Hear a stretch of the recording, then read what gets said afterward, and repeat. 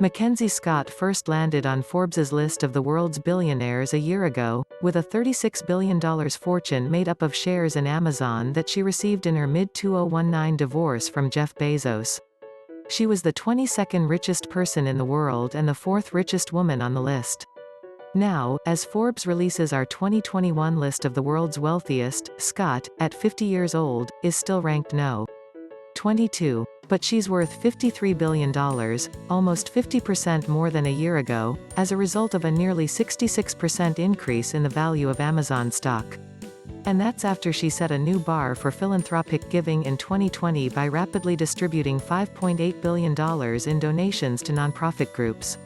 Her fatter fortune makes her the 3rd richest woman in the world, behind L'Oréal heir Françoise Bettencourt-Meyers, who's worth $73.6 billion, and Walmart heir Alice Walton, worth $61.8 billion. To put Scott's 2020 charitable giving in context, the Bill and Melinda Gates Foundation, the largest private foundation in the U.S. with a $49.8 billion endowment and 1,602 employees, made $5.1 billion in grants in 2019.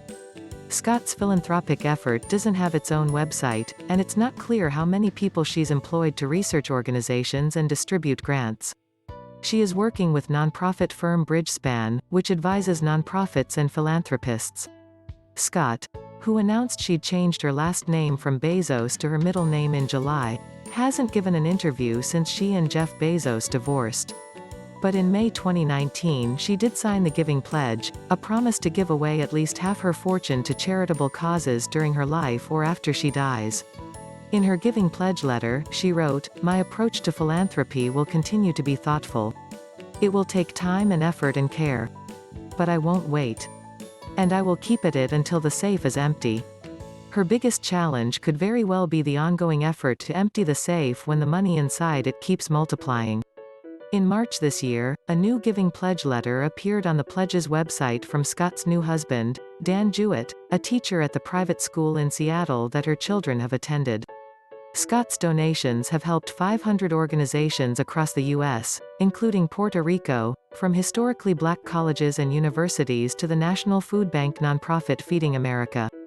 This pandemic has been a wrecking ball in the lives of Americans already struggling, she wrote on Medium in December as part of her announcement that she gave nearly $4.2 billion to 384 organizations over 4 months.